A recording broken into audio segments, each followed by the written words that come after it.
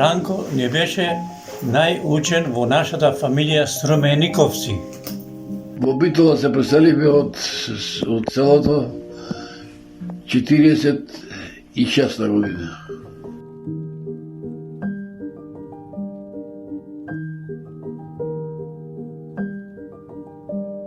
Со Ранко ние израставме, бидејќи тој од мене е постар 3 години.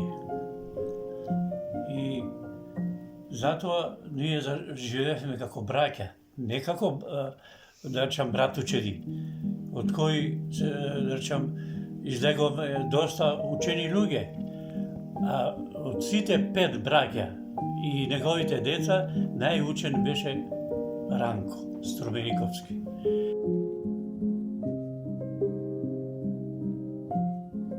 Се упознавме, не се упознавме, него бевме петто деление заедно во Битола. Учевме. Јас од Нижополе, тој бев. Сум додел во Битола кај татка ми. А Ранко живееше со фамилијата, мислам, со татка мајка, кај Расадникот, не знам дали знаете кај е Расадникот горе кај на излезот од Битола. Во Расадникот таму живеа и ние учевме поручек тој. Јас пак Гинимале живеев. И со Ранко идевме стално до кај Ленски пазар, Ленски мост. Знаете кај? Пошто тука таткон го чекаше со чеза една од што беше. И од тука тој се враќаше назад по кај Расадникот, нагоре, и јас продолжував во ова Гинимале. И така една година бевме, мислам, се дружевме, али повеќе се дружевме од училишето, да, од гимназијата горе, па до Ленски мост. Идевме и тука после се разделивме. После се случи, после 5-6 години, и во уметничка школа, и се сретнавме поново во уметничка школа. Много интересно.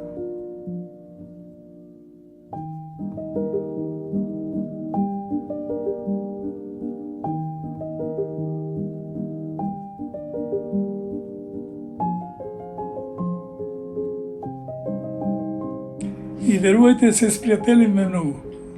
Тој беше неверојатно тих, мирен човек, повлечен, не беше избуфлив, не беше, како да кажам, некој терсене, некој, со не знам, насилнички некаков темперамент, ништо од тоа, апсолутно.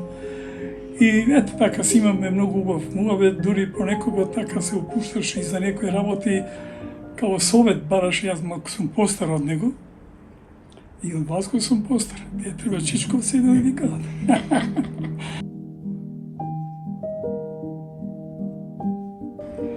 И ете така, верувајте, тие 4 години, 5 тамо помина во неверојатно пријателство, неверојатно другарство. И така. Многу интересно. После се разделивме, нели, кога заврши училиштето, ја не отидов на академија, тој конкурираше на академијата, го примија, така и ја заврши академијата, со Васко беа заедно во исто време и така.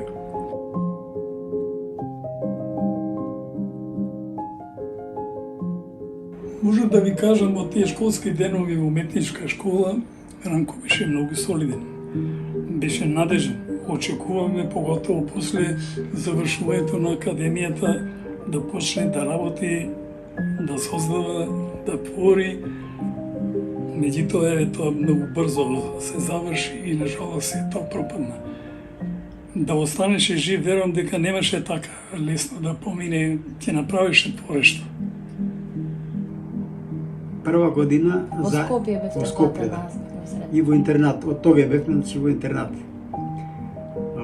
Заедно, значи 5 години, а бевме па и на графика, мислам, примената графика, одсекот ги на истиот одсек. И 5 години бевме заедно, се дружиме тука и до домот и така. И После после цимери цело време? цимери, тога и живеевме по 20 души во една соба, така сите бевме цимерки.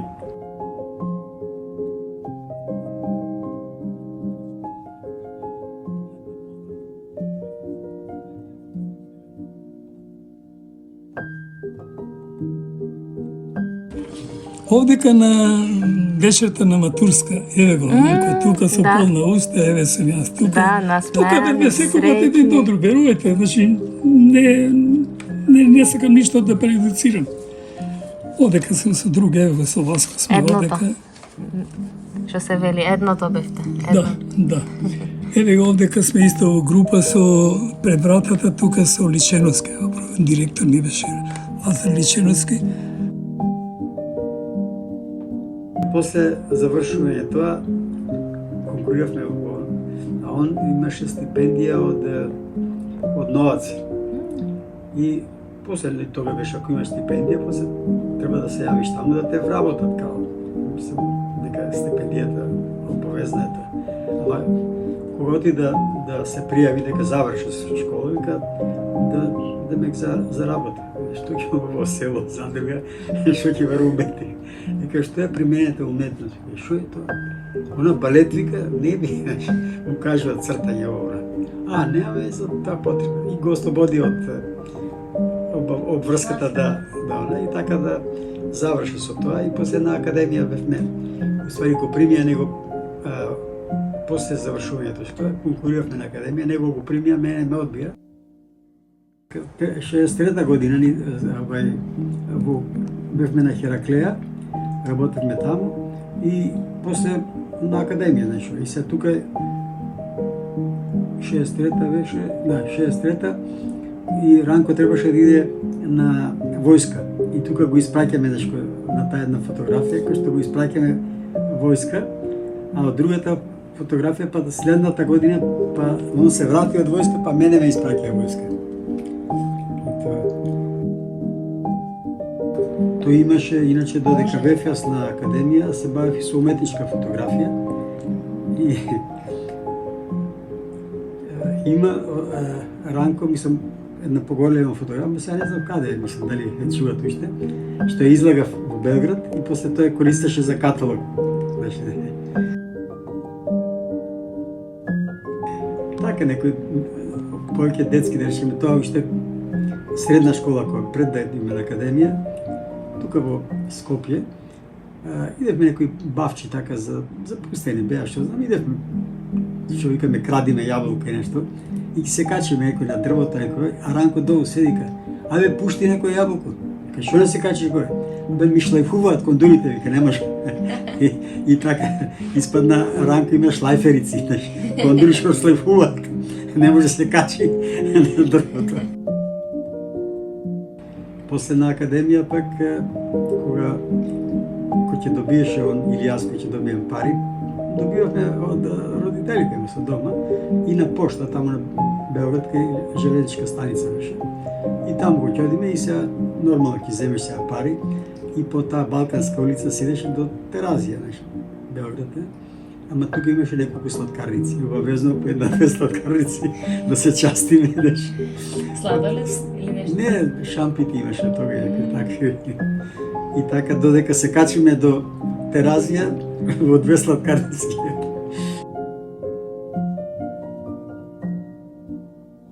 Помениме, тие беа такви, знаеш, па некој пат ќе останеш или така брзо се трошат парите, не си контролиравме.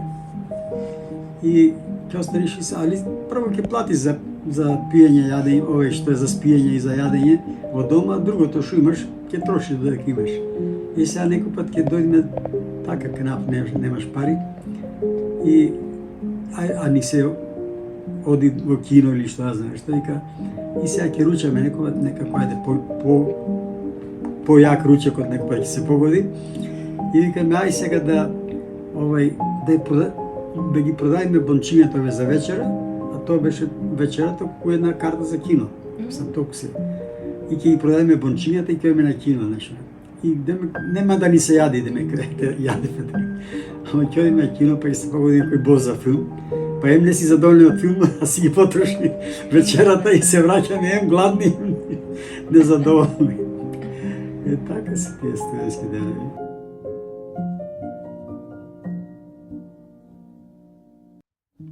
Ние после завршувањето на школата, значи, се разотидовме и знаете како е тоа чувство.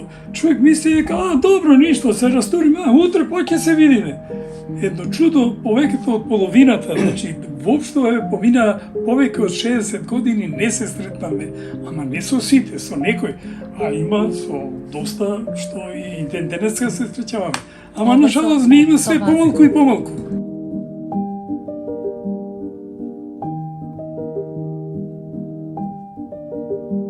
Графика беме многу компактно друштво. Компактно? Даскалите, да, компактно, значи собрано друштво. Даскалите, професорите не беа обавезни да стојат таму. Ќе дојдат, ќе погледат, ќе се заминат. Некои со недели ги немаше, ама ние си работевме. Работејки, ќе поведеше некој песна и ќе грбнеме сите. Графика ечеше од песна. Сите што бевме, не бевме голема група, може до 15-20 души со сите години. Од сите години класови бевме на тие практични часови на едно место. И сите бевме. Кога се зборува за Ранко Струмениковски, неопходно е да се разгледа и објасни периодот на неговите почетоци со цел да се одреди значењето во развојот на македонската современа ликовна уметност на Ранко Струмениковски. Тој се појавува на ликовната сцена по завршување на Академија за применета уметност во Белград во 1963 година, во период кога графичкото творештво започнува да се оформува како посебна ликовна дисциплина во Македонија. Појавувањето на Ранко во Битола од Белград, го потенцирам тоа, Белград не е случајно. Зошто? Од 60-тите години, од средината на 60-тите па натаму, на сојузно ниво во тогашна Југославија беше донесена една одлука Битола и Марибор да станат центри на културата. Ова е сериозна ситуација која доста се премолчува. Центри на културата значи во близина на Грција, во близина на Австрија, да се покажи која е културата на тогашната Југославија. Ранко Струмениковски студира не случајно, повторно ќе речам, графика во Белград и не случајно е пратен овде. Идејата беше покрај Љубљанското графичко биенале во Битола да се создаде графичка манифестација која ќе биде пресек на југословенското графичко творештво. Значи, Ранко се појавува како мисионер пратен од Белград за да ја донеси графиката, уметност која во тоа време добива исклучително важно значење во Европа. Значи, тука е Љубљана, тука е Краков, тука се формираат неколку графички центри и за чудо во целото тоа милие на ниво на држава вклучена е Битола. И во целото тоа милие Ранко ја има улогата на човекот кој треба да ја донесе графиката во Битола. Со неговото целокупно творештво, Ранко представува творечка личност со значајно место во македонската ликовна уметност. Тој остави исклучителен и неповторлив творечки печат кој обстојува во својата ликовна осаменост и нема идеални следбеници. Неговиот творечки опус, како специфична целина од повеќе ликовни дисциплини, графика, цртеж, слика, амблем, лого, заштитни знаци и друго, го осмислил и трасирал кон постигнување на основната естетска, возвишена и облагородувачка цел.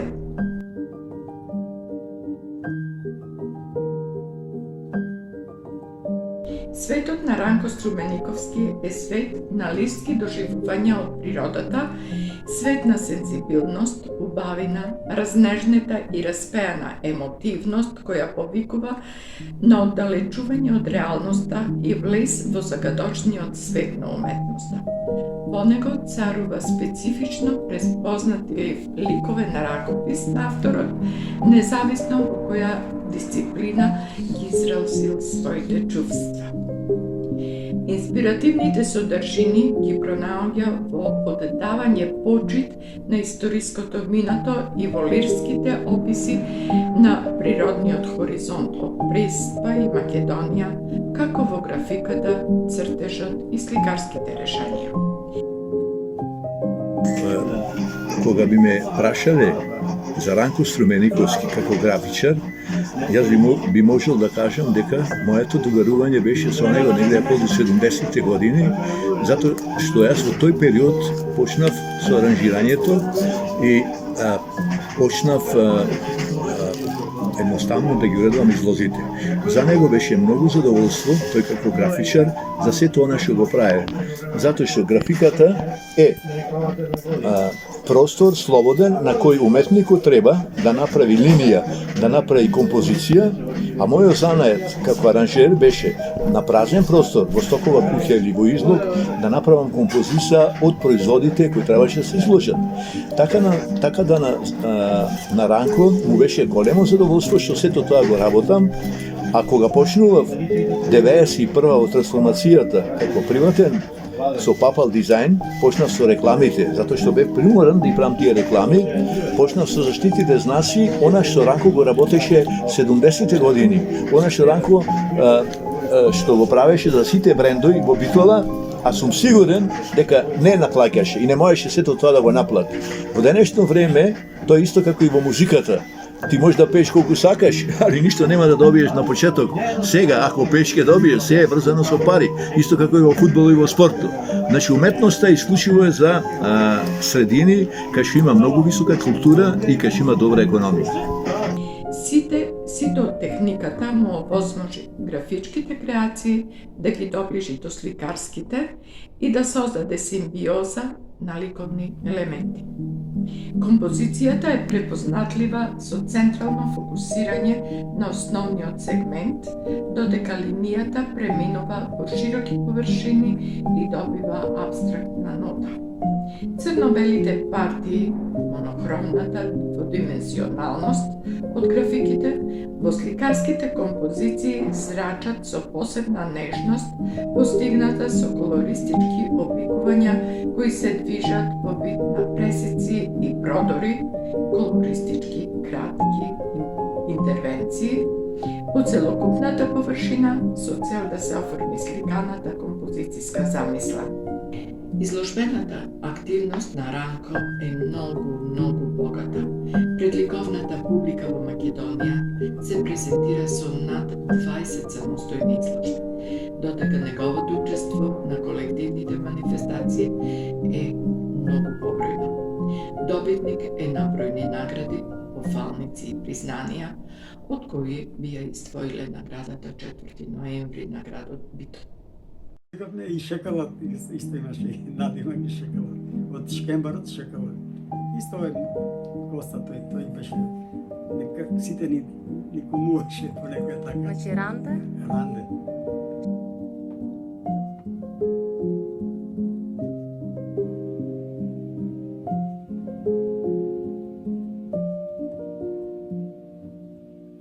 Понудата да се работи во Милано и во Италија, а особено во Фиренца, местата каде што се уште извира вистинската уметност, за него значеше сигурно пробив и создавање на една блескава, ликовна, уметничка, творечка кариера. Тоа што тој се врати во Битола не е само мисија, тоа е еден вид на судбина во која одбивањето, под наводници, да биде дел од тоа милје европско и да се врати овде во Битола за да се оздава, значи голема самооткажаност, голема жртва Значи, тоа е многу важно да се потенцира. И голема судбина.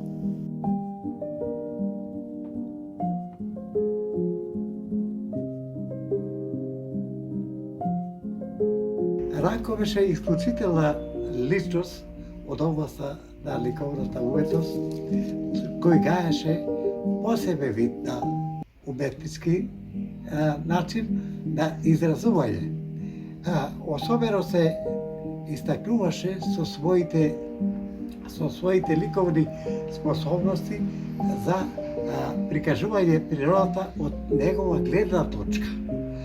Така, например, имаше една прекрасна слика, се викаше Сребрена долина. Тоа навистина кога ти се погледаше таа изгледаше Сребрена долина. Воедно тој почна и апстрактна уметност да негува. Меѓутоа, за жал почина многу рано. Посебно место во друштвото за наука заземаше, бидејќи тој сите уметнички дела што беа романи, раскази и така натаму пишувани, тој ги корисите ги дизајнираше. Ранко бараше оделението за ликовна уметност да се прошири и велеше не сме само четворица и 5, може и сме 20 и повеќе. Македонскиот народ, поготово младиот кадар, е навистина уметнички надарена слика. Би сакал тоа да се забележи дека тој ги почитуваше сите сликари во Битола.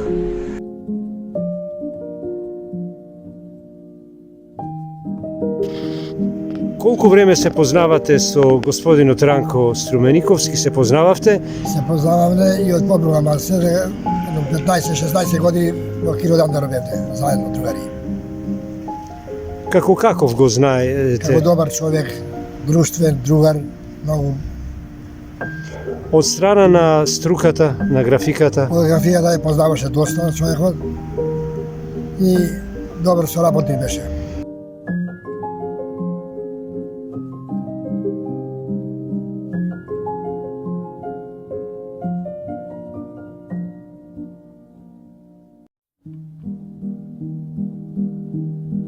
Првото видување се случи неколку години подоцна, токму на отворањето на првата 4 ноемвриска изложба на битолските ликовни уметници во 1964 година.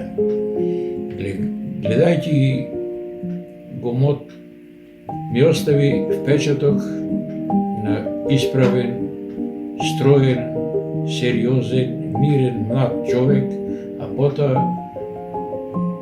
подсетувајќи се на оние мали сликички, се уверив дека е и трпелив, студиозен, но и со секого пријателски расположен.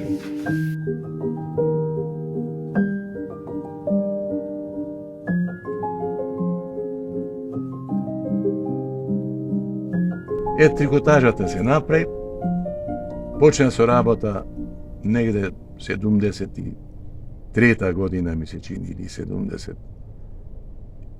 или 73-та, не се сеќавам точно. И главен креатор беше Ранко Струмениковски.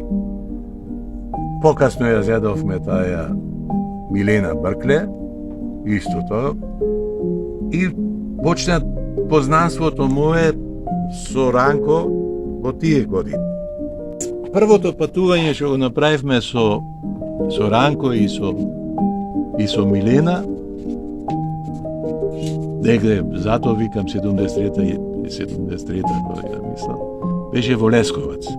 Знам дека Ранко во тоа време беше отворен веќе Епинал и тој заштитниот знак што е на чашите на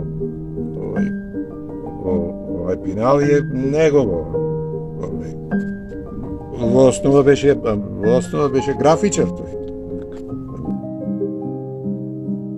Сите згради што се беа, сите висококатници, кули, сите бои што се нанеми се од Ранко.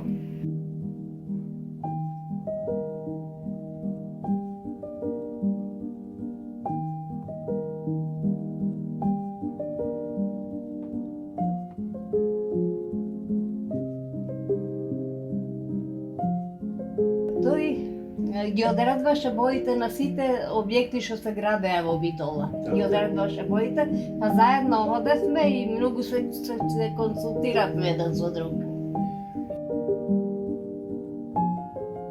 Со ликот на Ранко, со неговото творештво, со Ранко како личност другарувавме подолги години и пред да ја запознам неговата една ќерка, единствена ќерка Тања, која што е моја сопруга, моја сопатничка. Значи, со Ранко се знаевме и пред да се запознаеме со Тања. Ранко ми делуваше како една автохтона билка која што расте само во нашево поднебие, која што има предуслови да вирее, да расти во овој амбиент, со оваа светлина, со оваа почва, со оваа топлина на природата.